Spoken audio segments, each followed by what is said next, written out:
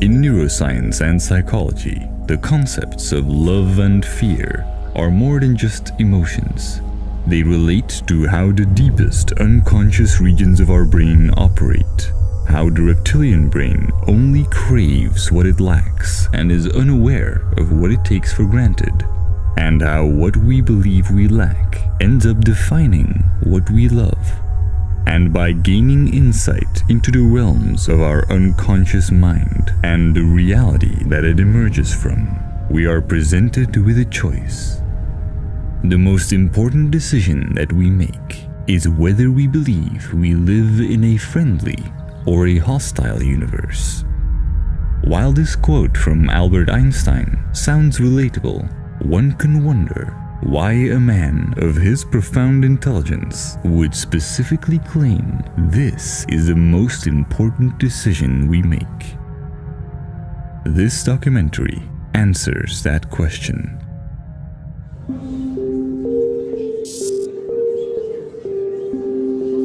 Tens of thousands of papers are published each year in the field of neuroscience alone. Our knowledge and understanding of the inner workings of our mind and of our universe is expanding at an astounding rate.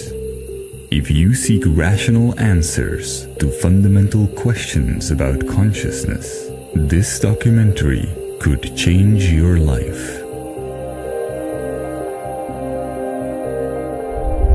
The human brain is by far the most sophisticated phenomenon that we have been able to observe to date in our universe. And after decades of neuroscience, we still have endless questions about this mysterious structure that holds as many neurons as there may be stars in our galaxy. Yet we do not have to veer far into hypotheticals or resort to superstition to answer some of our deepest existential questions.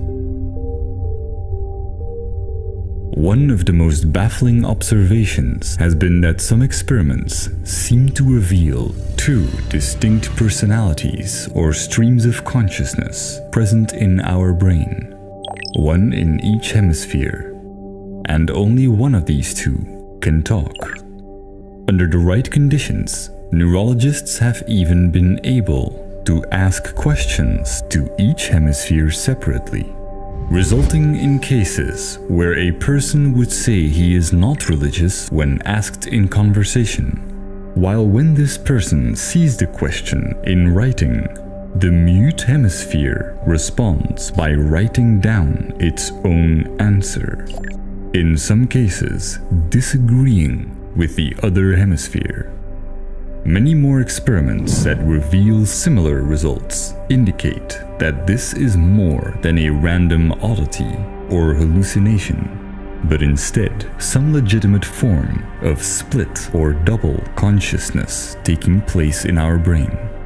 Fortunately, this strange disagreement between both hemispheres only occurs when the connection between them is broken. As long as they are connected, they try to cooperate and create the perception that we are a singular individual. So where exactly are we located inside the brain? If science can pinpoint those parts of the brain that are largely responsible for language, mathematics, specific primal emotions, and so forth, what does it say about the parts of the brain that make up the core of what we are? Not only have scientists, despite their best efforts, not been able to locate such a region in the brain, but all evidence even points towards this core not existing.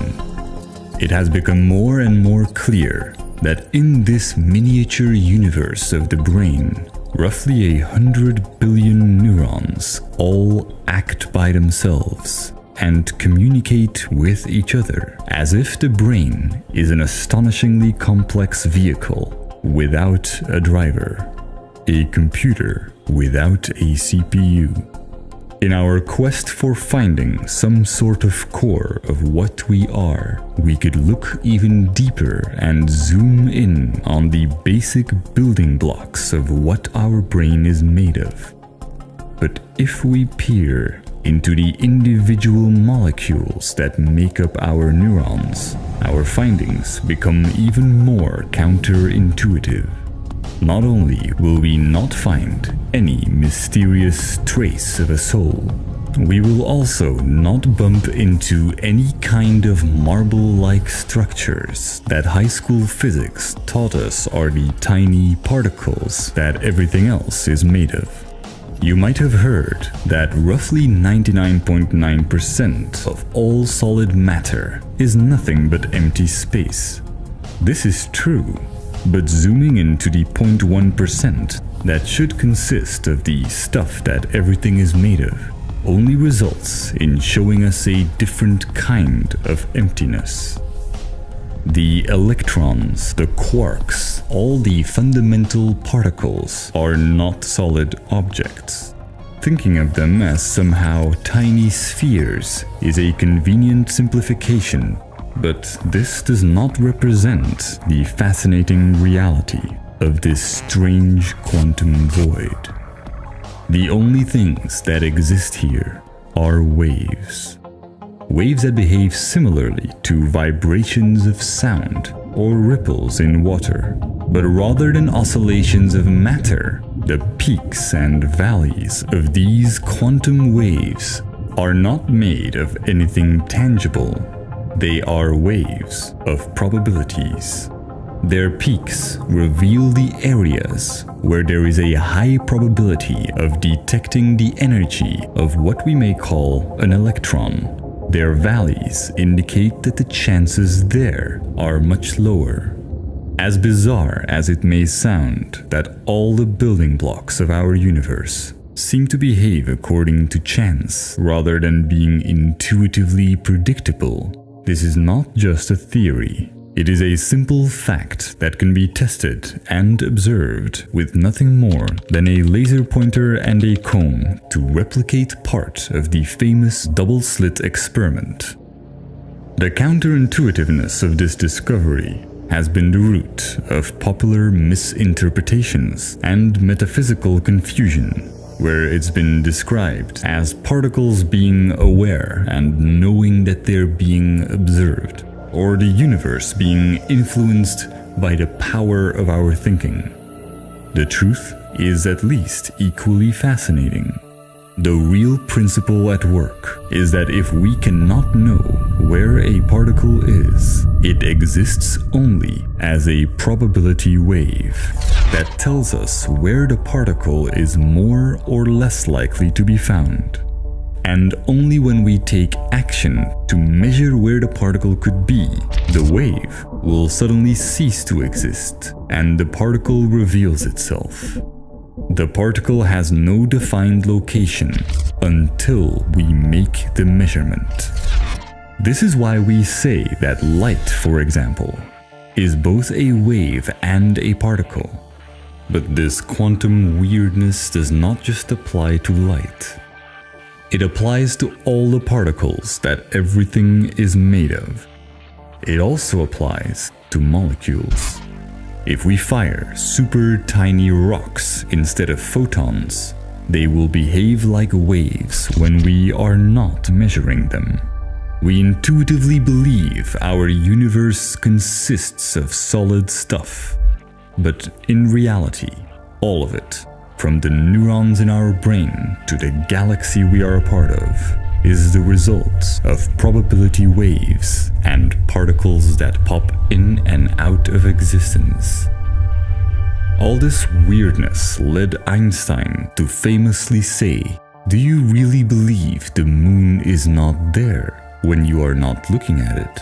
But no matter how weird it is, quantum theory and all experimental evidence reveals that our universe is inherently probabilistic, and things within it cannot be predicted with 100% certainty.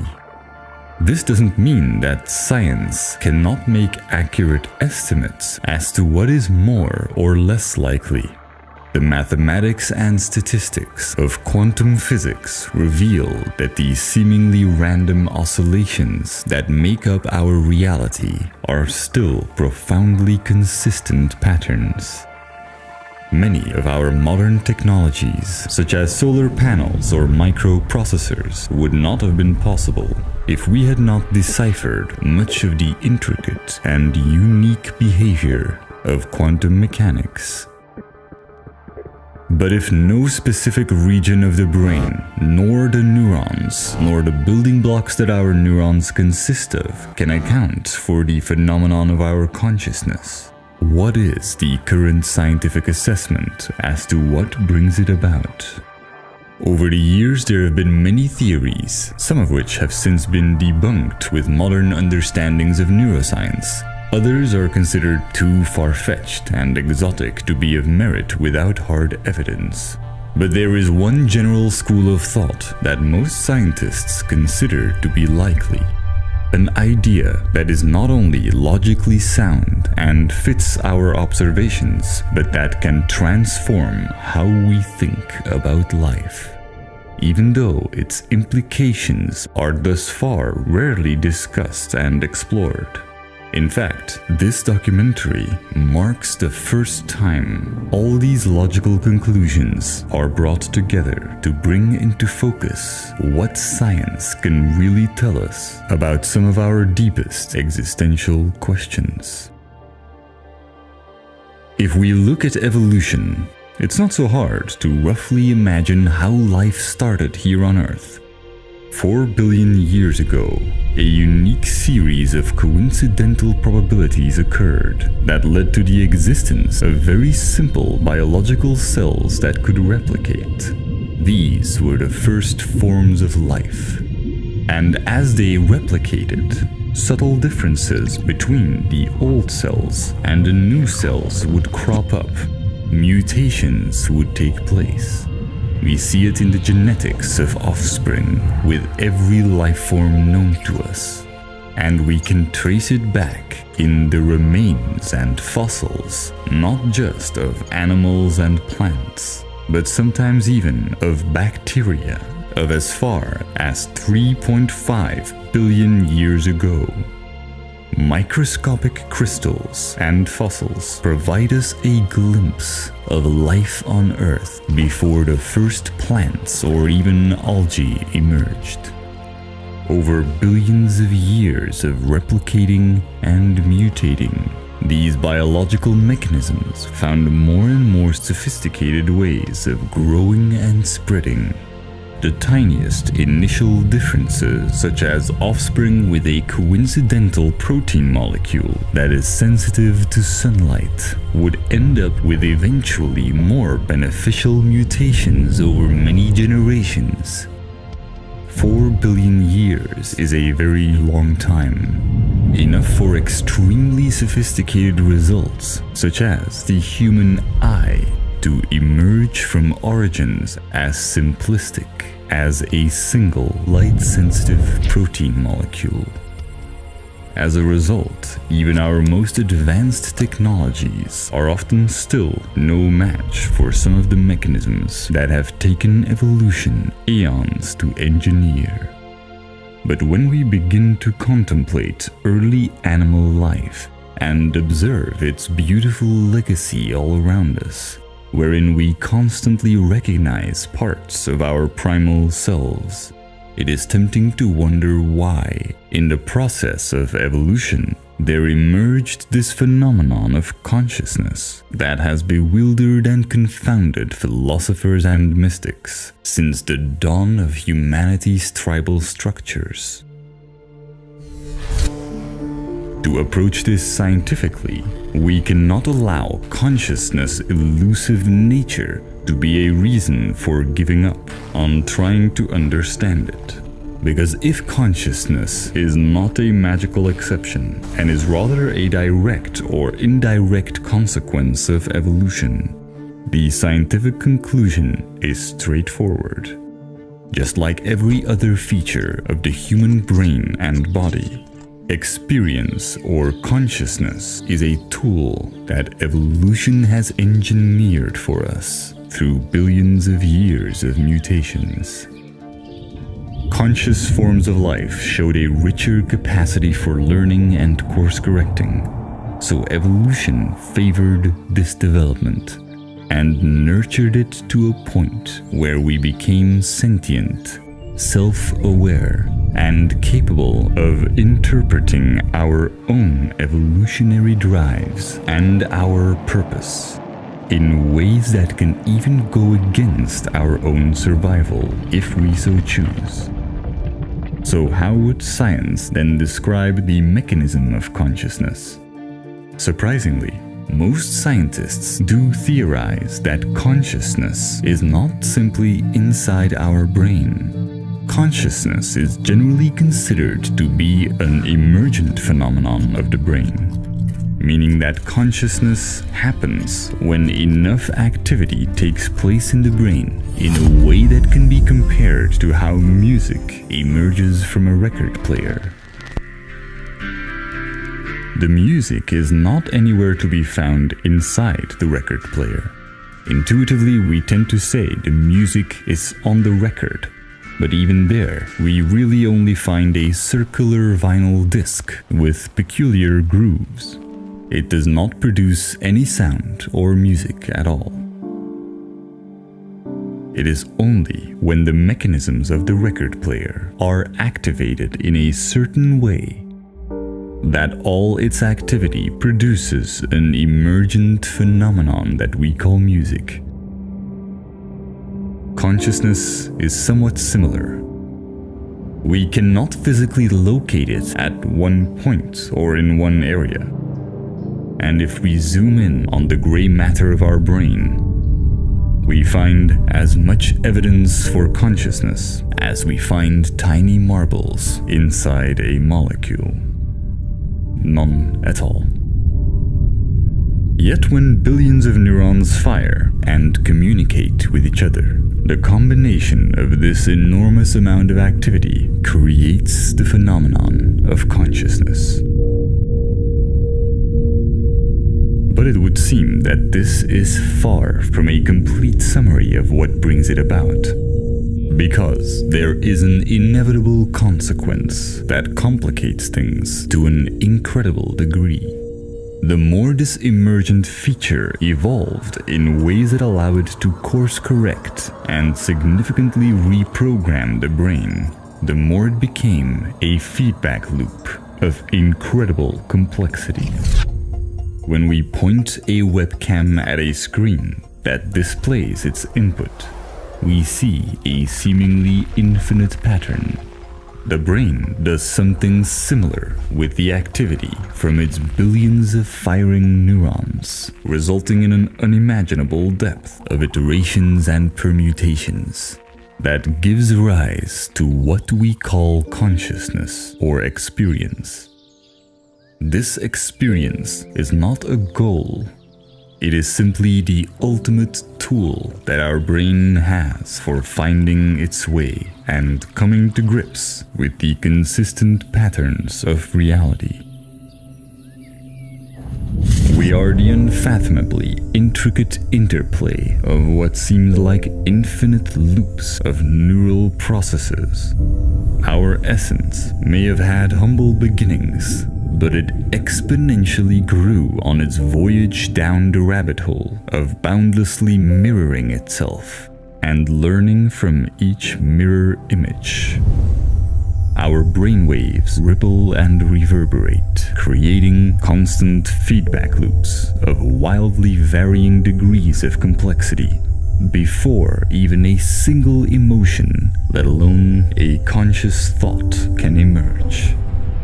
Which then in itself inevitably brings about feedback loops of higher levels of abstraction, where it is no longer about the interaction and cascade of neurochemical processes, but also of language, ideas, and concepts that allows such magnitudes of recursive thinking that we become capable of observing and dissecting the patterns of our own existence. We are incomparably more than the sum of our parts, which is why our evolution so greatly favored this extraordinary capacity for reasoning and intuition, and why it promoted us from biological machines to sentient architects of our own future, tasked with making the right decisions for ourselves and for our species. We are a feedback loop that is, depending on how we choose to live, to greater or lesser extent, aware of its own mechanisms. We must also factor in the brain's remarkable ability for changing itself. This is called neuroplasticity. Whatever it is that we are doing at any point in time, we are training our brain to become better at performing those actions, for better or for worse.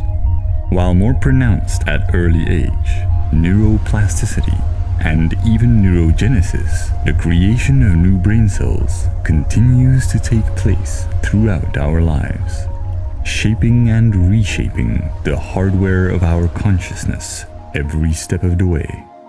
And while human beings have a remarkable capacity for rationality, enabling us to fly rockets to the moon and build incredible machinery that allows us to dissect the fabric of the universe, we are also very emotional creatures. As we grow up, we, for a big part, learn and shape our behavior through basic Pavlovian conditioning. In the famous psychological experiment by Ivan Pavlov, a basic observation was that a dog tends to salivate as soon as he recognizes learned indicators hinting that he may be rewarded with a treat. Same mechanisms are present in the reward system of the human brain. As children, we innocently want to understand the world. But if trying to understand things is not rewarding enough, our brain adopts other strategies. An unfortunate phenomenon often observed in psychology, and also once famously described by Carl Sagan, is that kindergartners or first-grade kids tend to be sincere science enthusiasts with a genuine sense of wonder as they question everything around them. But talk to children in the 12th grade, and much of this curiosity has become extinguished.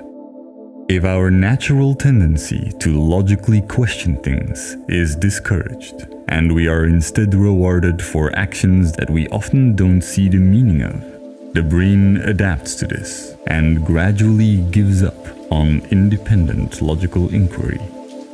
Instead, we become disproportionately dedicated to seeking approval of others.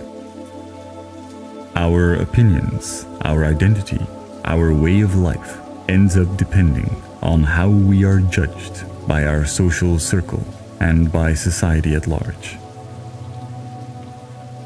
At the time of recording this documentary, fake news, post-truth, and so-called alternative facts are much discussed topics, but these are mere symptoms of a much deeper problem, one that goes beyond misinformation and imperfect social media algorithms. And while we may not be aware of it, the Pavlovian conditioning from our contemporary culture deeply defines how we look at life, and by extension, how we intuitively perceive consciousness. To understand just how much culture constantly evolves while it shapes our behaviors and beliefs, it can be helpful to look at how much has changed even in recent history. Only around 15 years ago, it was controversial to ban smoking, and cell phones were considered inappropriate for teenagers or for use on public transport. 10 years ago, we could barely imagine why anyone would want to put random thoughts along with personal pictures on the internet for everyone to see. Now just about everyone, including parents and grandparents, have active Facebook accounts. And in only a few years, taking selfies went from a strange and narcissistic habit to a cultural norm. Keeping this in mind may then make it less surprising when we consider that up until around 300 years back, people would brand a great deal of our most commonplace routines as selfish, decadent, and morally corrupt. As trivial and innocent of an act like buying a box of our favorite cereals would fall into this category. While society gradually improves and evolves over large periods of time, our culture takes many twists and turns along the way, some of which move us closer to valuing facts over fiction, some of which do not.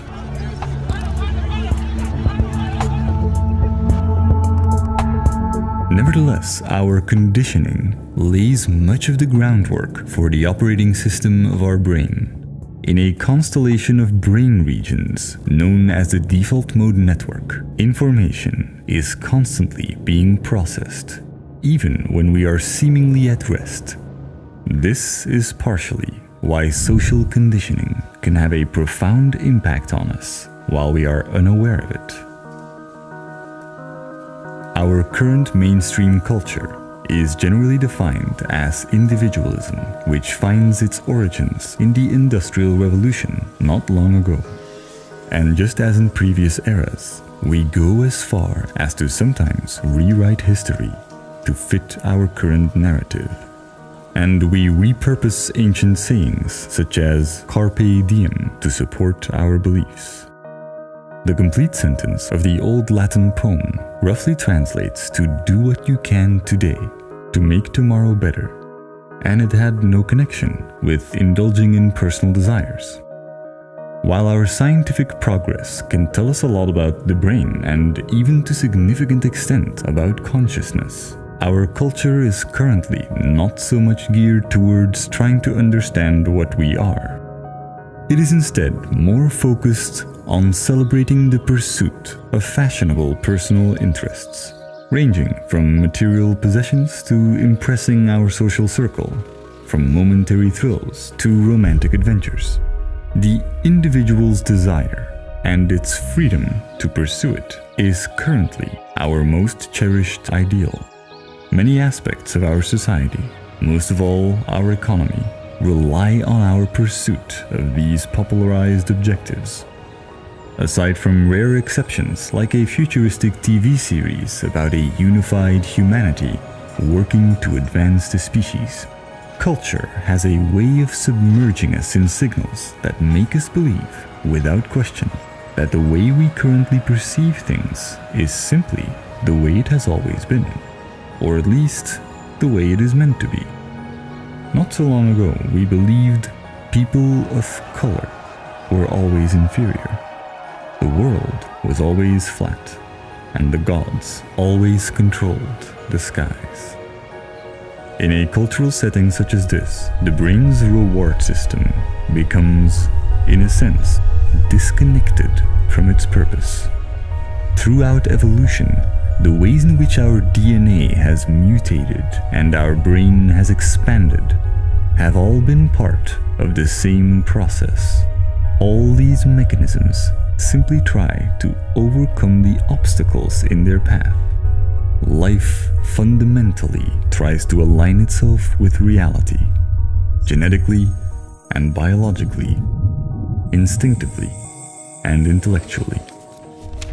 As children, the way we try to align ourselves with reality is by imitating others. Parents, friends, teachers, and various cultural influences. The older and the more aware we become, the more capable our brain becomes at independently recognizing patterns and making abstractions. A duality arises. We possess the intelligence to grasp the consequences of our actions and of our inaction. Yet our Pavlovian reward-seeking urges pull us in other directions, such as living up to the expectations of society and family. We feel fragile and dependent on the judgment of others. Because our reward system values their approval, more than logical deduction. We feel little satisfaction or even discouragement when acting upon our own independent, rational judgment. This confusing duality is a natural consequence of a society wherein we never really grow up. We seek the approval of our guardians when we are young, and we continue to seek approval of whichever forces take over as we grow older. We become eternal validation seekers. Neurons cluster together to create hierarchies that end up determining the things we value most.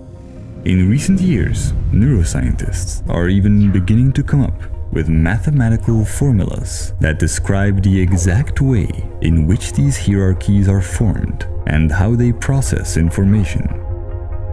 Different clusters of neurons talk to each other in a beautifully organized fashion to, among other things, figure out whether or not the reward system should be activated, a process that largely depends on our conditioning and differs for each person. Learning what someone's reward system is primarily drawn to often makes their behavior surprisingly easy to map and understand. We can much better comprehend the cold-heartedness of a career-fixated individual if success or social validation is what he or she craves more than anything else, or the sacrifice of someone who spends all resources helping siblings or parents if family is this person's core drive.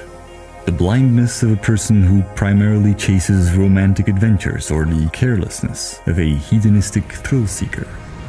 We often create many additional rationales around our actions to obscure our fundamental motivation. The collection of these rationalizations is what constitutes our identity. Throughout our lives, we may encounter milestones where our core value changes as a result of a paradigm shift or an identity crisis. Analyzing one's own actions over the years through deep reflection or the practice of writing down an overview of one's key choices in life can easily reveal what this core value is for you. This can be an experience that is both enlightening and sobering, as it makes us see that our choices are rarely informed by the rationalizations we afterwards come up with. They are mostly the result of a childish attachment that lurks in our subconscious. And the more self-aware we become, the more we feel a dissatisfaction with the pursuit of hollow goals. But this is not a deterministic trap that we cannot escape from. We live in a probabilistic universe where nothing is set in stone. Rather than vaguely philosophize about the nature of free will, we can deduce that the feedback loop of consciousness plays an active role in processing information and making decisions. It has a say in what our most deeply rooted core motivations are. Concepts and ideas only have power over us when we emotionally invest and hold on to them. This brings up the question, in light of all this knowledge, how do we correct our course? How do we truly find meaning in our lives and experience the kind of fulfillment that most of us only catch glimpses of from time to time? It turns out that science has more answers in these regards than is commonly assumed. It is widely understood that logic is our most powerful ally in understanding and approaching reality. More than a cold and blunt instrument for calculation, it is the closest thing to a force that holds our universe together. Our advances in physics continue to reveal a mathematical framework underpinning anything and everything in our reality. Without these consistent patterns, nothing would exist. Without its exquisite dance of aeons of genetic iterations, we would not be able to think or feel. We often see logic as the opposite of emotion, but instead it is the engine of our emotions. and it provides reliable answers when we are frustrated or confused. Logic is what creates rhythm or structure. It is fundamental in the melody of music and the colors and symmetry of flowers. It creates biological machinery so intricate and rich that they can become self-aware, capable of love and selflessness, and able to observe the majestic logical patterns that created them. We can trace our origins and the molecules in our body back to the stars in which they were created and see that we are all connected. Over billions of years, these molecules configured themselves into complex units that we call human beings. These units are like cells in the body of humanity, wired to evolve and move it forward. This is why we have a deep desire to find meaning, to find an existential equilibrium. Evolution has fundamentally programmed us so that we want our beliefs to align with reality. Logic is, in a sense, the prime directive of our consciousness. We must value it as such if we want to break free from the clutches of hollow reward mechanisms. Evolution has put the feedback loop of experience in control of our brain. We make the calls. And while we intuitively navigate reality with the compass of our reward system, we can change how this system operates. This is what happens in paradigm shifts or identity crises, in religious transformations, or in the minds of many first-time parents. The reward system shifts its dominant focus. It is easy to think in absurd stereotypes when we imagine a person primarily driven by logic. But for human beings, it would only be illogical to suppress emotions or disregard human needs. Instead, what is logical for humans is to act in ways that are most efficient for the benefit of ourselves and of humanity. Part of the reasons why meditation and mindfulness practices have scientifically measurable health and psychological benefits is precisely because they somewhat disconnect us from attachments that constantly take up mental energy and generate dissonance. They also shift the brain's activity from its default mode network to what is called the task-positive network, and it allows us to more easily be selfless, clear-headed, and focused. The simple act of intently putting focus on our breathing throughout the day is enough to make this happen. It creates an awareness that is often described as being in the present or being in a state of flow, wherein rather than identifying with our thoughts, we become an observer of them and are much more inclined to follow reason over impulse. We become more capable of adjusting our beliefs and making conscious choices that rewire our brain's reward system.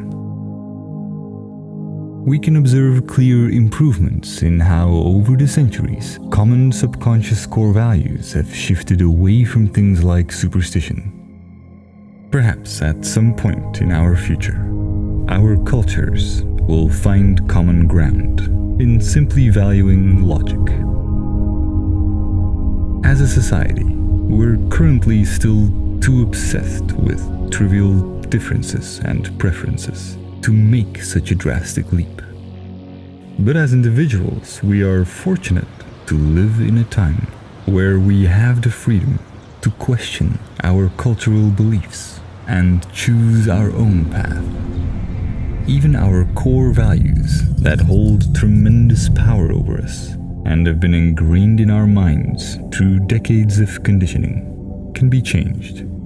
While core values don't just change automatically, Here's how one could adopt a more logic-oriented mindset. The first step would be to ensure one has a genuine appreciation for logic, something that much of the audience watching this video may already have. It can be profoundly inspiring to learn about how logic underpins everything in the vast and intricate complexity of our universe. And it can also be empowering to realize as you learn that even when we don't know them, the logical answers to our questions exist.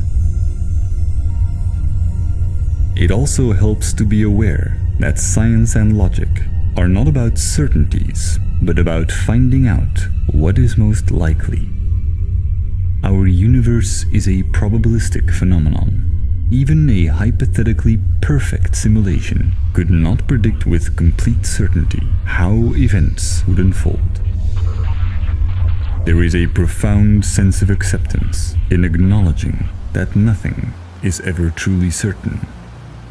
But with our brain's ability to reason, we can come up with pretty good approximations of what the best course of action is at every point in our lives. This first step can be achieved simply by reflection or learning about logic and science from books and documentaries, or rewatching this video. Step 2 is to identify your current core value. Find what emotionally drives you. In this step, you pinpoint what it is that throughout your life, your reward system has turned into its primary focus. It could simply be comfort, success, or social validation. Making the conscious leap to adopt logic as a core value is step 3. This resolution is not about just implementing new habits, but rather about fundamentally committing to doing the right thing at any time, depending on your knowledge and the logical connections you make. Finding the courage and truly making this click can be a euphoric or liberating experience. There is a wealth of knowledge and insight available online on how this can be achieved for those who find it difficult. Although this difficulty is often an illusion that simply takes some bravery to overcome. What has been observed thus far among people who go through this transformation is that those who ultimately make this leap with the intention of elevating their experience will eventually lose this newfound awareness. This is not due to a lack of discipline, but rather due to a fundamental misunderstanding regarding consciousness that we are deeply conditioned with. It is a fallacy that most of us never verbalize or are even aware of, and that sits at the heart of our misconceptions regarding our experience. You believe that there is a you inside the brain. Even as you watch this video, you've most likely concluded, at least subconsciously, that there is still a you in the ever-changing feedback loop of consciousness. That while we are an unfathomably complex and rich phenomenon of continuous information processing and near infinite iteration and transmutation, that somehow, at every instant and in every loop, a defining part of us survives. We believe this even though most cells in our body die and are replaced over and over. The electrons that buzz through our neurons to generate our ongoing experience do not exist in any solid or intuitive sense of the word, and scientists find no trace of a self inside our brain. Each second, the consciousness that emerges from the gray matter mechanisms behind our eyes is different, sometimes unrecognizably so, from what it was a second before. The truth is, every moment we are a new entity that existed only for that one single moment and will never manifest itself again. No experience can truly be replicated. No identity can ever reflect an ever-changing synergy and there is no self or I that can persist in the endless stream of experience, not even for an instant. The only place where there resides some notion of the imagined self is in the proteins that were synthesized to store a memory of a moment that once occurred. As if the feedback loop of consciousness at that moment wrote in the machinery of our neurons, "I was here," so that the next iteration, the next loop that a new experience emerges from, might learn from it. But from fixating on faulty concepts of what we are, on stories of a phantom that we define as the self, we learn nothing of value.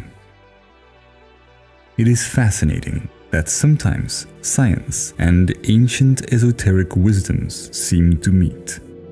The idea that there is no actual self is not a new one, but it is one that is logical and has gained more scientific support than other schools of thought.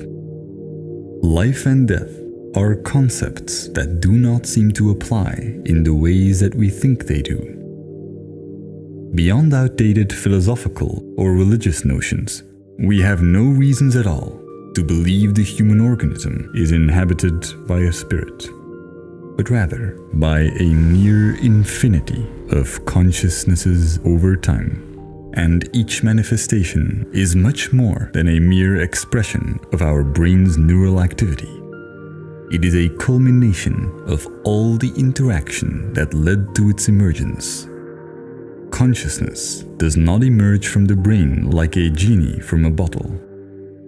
In fact, without any influence from society, in cases where children grow up in isolation, not raised by humans but among animals, the brain does not adapt to the use of language and becomes forever incapable of speaking or even conceptually thinking in the ways that we constantly do.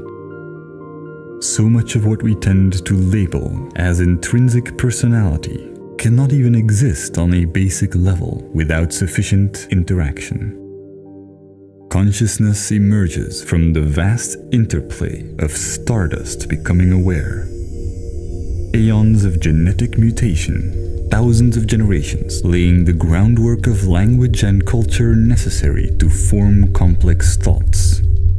And finally, our current society's conditioning, education, social influences, and parental guidance.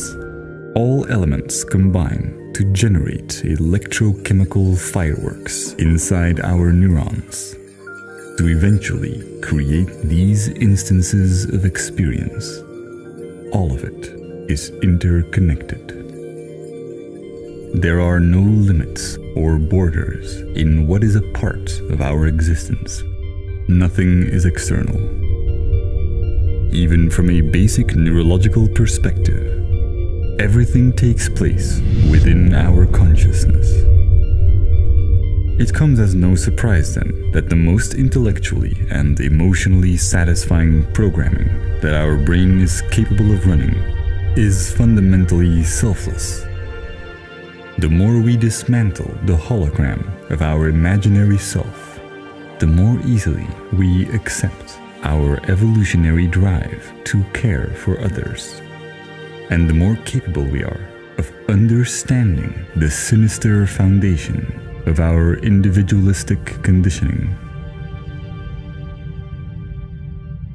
Our history is full of examples where mainstream narratives successfully hypnotize us into complacency and inaction, as they attempt to blind or distract us from the damage we are doing.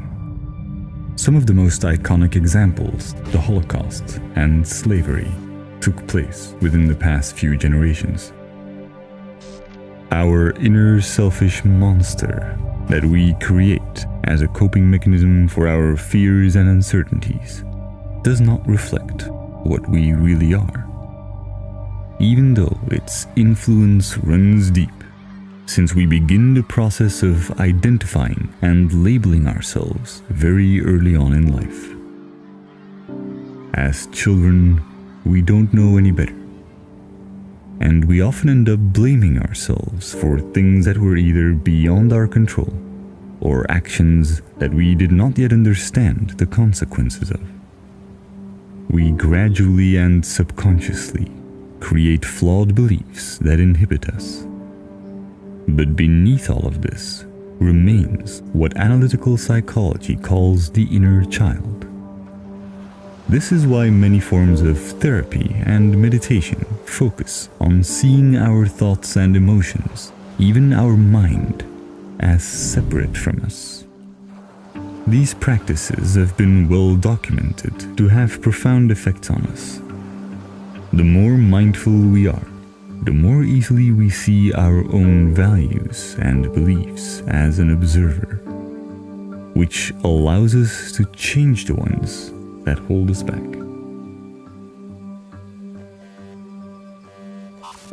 We are continuously flooded by subtle and less subtle indicators that signal our subconsciousness and strengthen our belief that our experience is what matters most. We celebrate kindness and generosity strictly within specific cultural confines, where the narrative is usually as follows. Human beings might be inherently selfish, but since doing good feels good, we are not so bad after all. Simply hearing or saying this can summon positive emotions. In fact, it's not uncommon to see this message applied in charity campaigns, or for example, during Christmas. It's been repeated to us in literal as well as subliminal ways, to the point that it became an omnipresent and oddly comforting belief that unfortunately has gaping inconsistencies and horrific implications. It's an unspoken slogan of the individualist ideology that programs obedient consumers to only care when they stand to benefit themselves. It is perhaps the worst form of indoctrination when society makes us believe that the reason why we should primarily pursue selfish interests is because we're not really capable of anything else. As we grow up, this becomes a self-fulfilling prophecy, because by valuing experience above all, we legitimately turn into a population of selfish drones. And in the finest tradition of cultural obedience, many of us then defend ourselves when we hear of claims of selfless acts. These things do not really exist, many of us say, ignoring even the most obvious and common scenarios of parents who truly care for their children and gladly diminish the quality of their own experience for them. This is where we awkwardly catch glimpses of the uneasy and unspoken agreement that binds us. We know that our ideology is a facade, a collection of excuses that we let ourselves and each other get away with. The 1% may benefit the most, but the greatest conspiracy of modern civilization does not come from the top. It is a collaboration that we all subconsciously agree to and are sometimes uncomfortably aware of. In this ecosystem, the rare exceptions of those who at some point truly value something more than experience easily end up conflicted. For a while, they may feel driven to fight for a cause or sacrifice their luxuries for a noble objective. But as soon as they somewhat ponder their actions within a greater context, the compass of their intuition fails to come up with convincing answers as to whether they are truly doing what is right, making their endeavor unsustainable. We fall back on excuses that are so commonly accepted, we almost fully believe we should indeed trust and value our experience above all else. This makes us deeply vulnerable to all kinds of manipulation. Governments and corporations can dictate our behavior without advanced strategies or conspiracies. Politicians can scare us with insultingly inaccurate claims, and we will happily consume poisonous substances if presented along with imagery of laughter and joy, preferably from celebrities. Our indoctrination has made us pampered and passive. With this broken compass, we find ourselves somewhat puzzled when we reflect upon historical horrors like the Holocaust. Why did so few of the guards who witnessed the atrocities of concentration camps do something?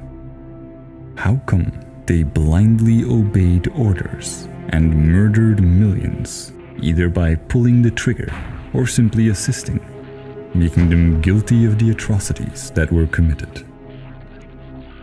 Indoctrination can make us ignorant, and the sleep of reason can produce monsters. But we are not children anymore. As adults, we are perfectly aware, sometimes painfully so, that actions have consequences. Therefore, when we consider an individual who willingly keeps someone in a dungeon to die of starvation, we universally consider it wrong or evil. But when we become aware of the death and suffering that's been locked away in our own dungeon of ignorance, we ourselves become evil if we do not take action. In a world with a continuous stream of tragic events that we can easily influence, wherein we no longer need to risk our lives in order to make a difference, our inaction kills on a daily basis, while we mentally recite to ourselves the mantras we've been taught. There's not much we can do. We are not responsible.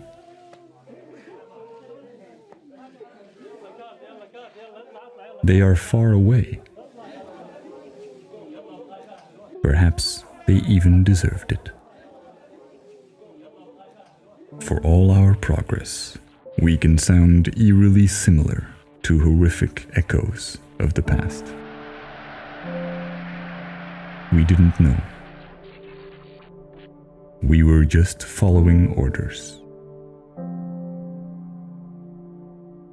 Our culture has installed in our brains a colossal switchboard of excuses, and there are many options for every occasion.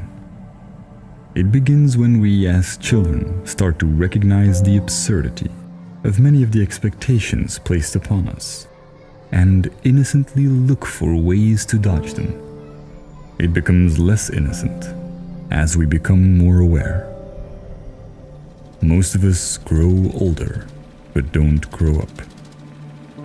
Because it's not in our society's best interest to guide us into maturity. There is no profit to be made from it. So we band together in how we excuse our behavior and silently agree to conceal each other's hypocrisy. Confrontations that do take place are met with empty defenses. What about you? What about the government? I have to think about my future. This offends me. This is my belief. This is my opinion. But whether arguing against global warming or vaccinations, for socialism or capitalism, for social justice or against political correctness, our opinions and beliefs do not dictate reality. Our identities and our rhetoric are meaningless compared to the consequences of our inaction. And our innocent strategy of excuses that once allowed us to skip our homework is no longer innocent among adults who are confronted with reality. that mechanism has run its course. The only teacher who now has authority to assign our tasks and judge our excuses is our own inner voice of reason.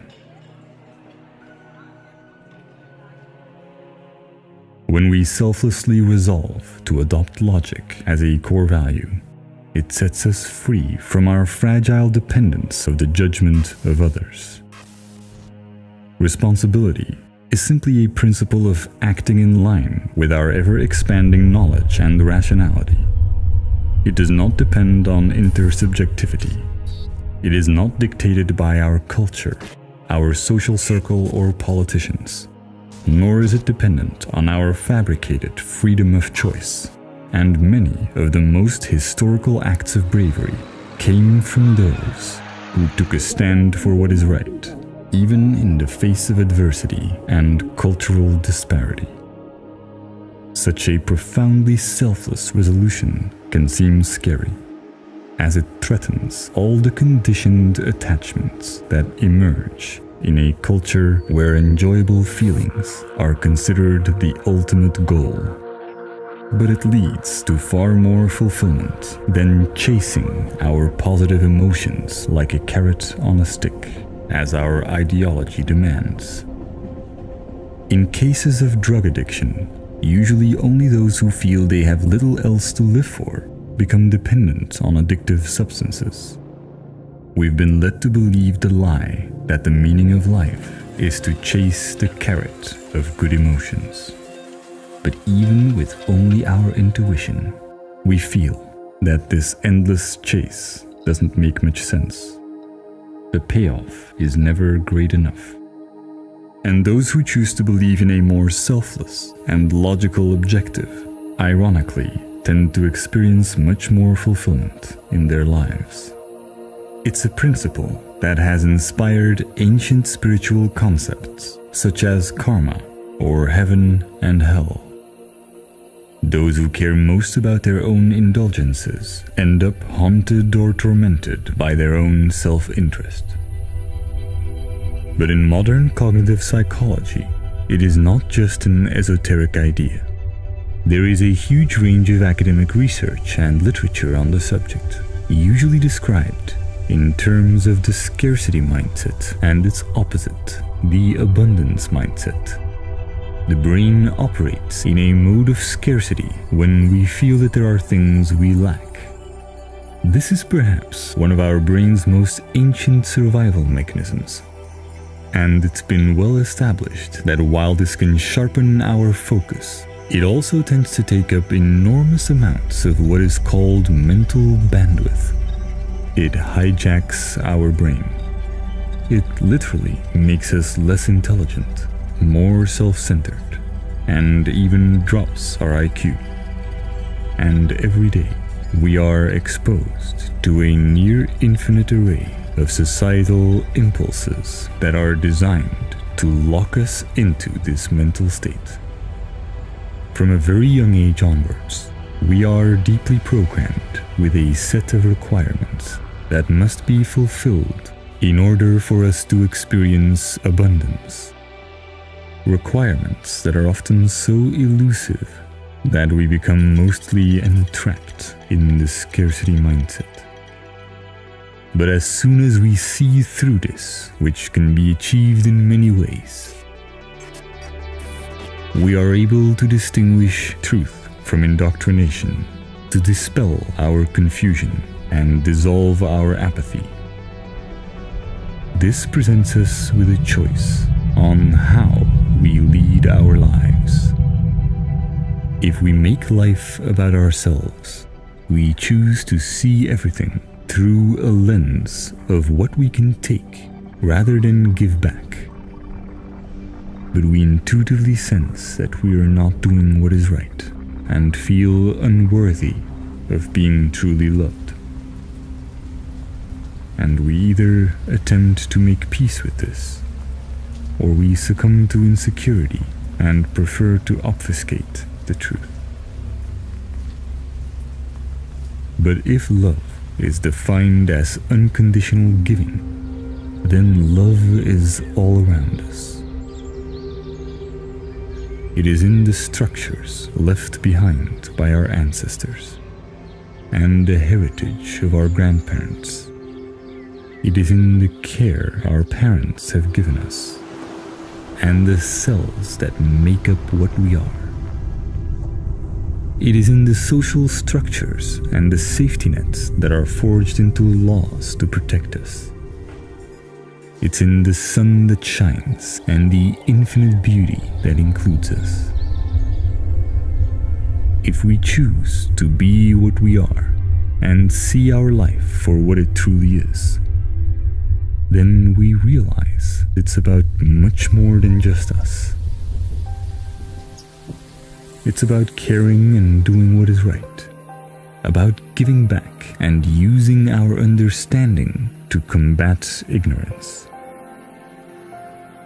It is about trusting in our ability to do so, trusting in our true selves, and letting ourselves be guided by our intuition, which knows right from wrong. No matter what challenges we face, when our heart guides us with reason on its side, our imagined problems fade away.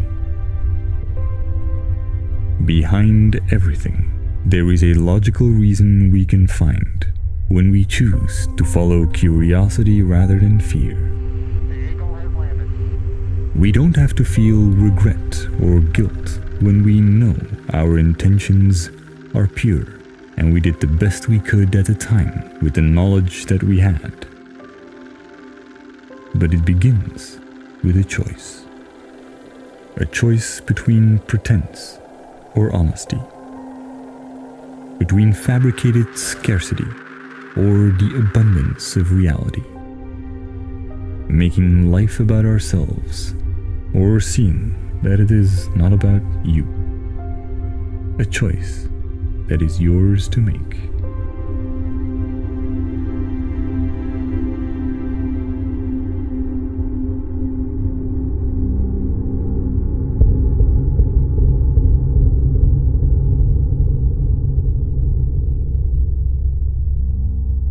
The world can seem like a cold and dark place when this knowledge leads us to recognize the selfish motives behind people's actions and how it causes idealistic movements to scatter and fall apart. But with these insights, those who choose to not make life about themselves can seek out and trust each other. This documentary illustrates how everyone has this choice, but it will require a global movement where those who truly care take action, organize, and unite to bring about real change.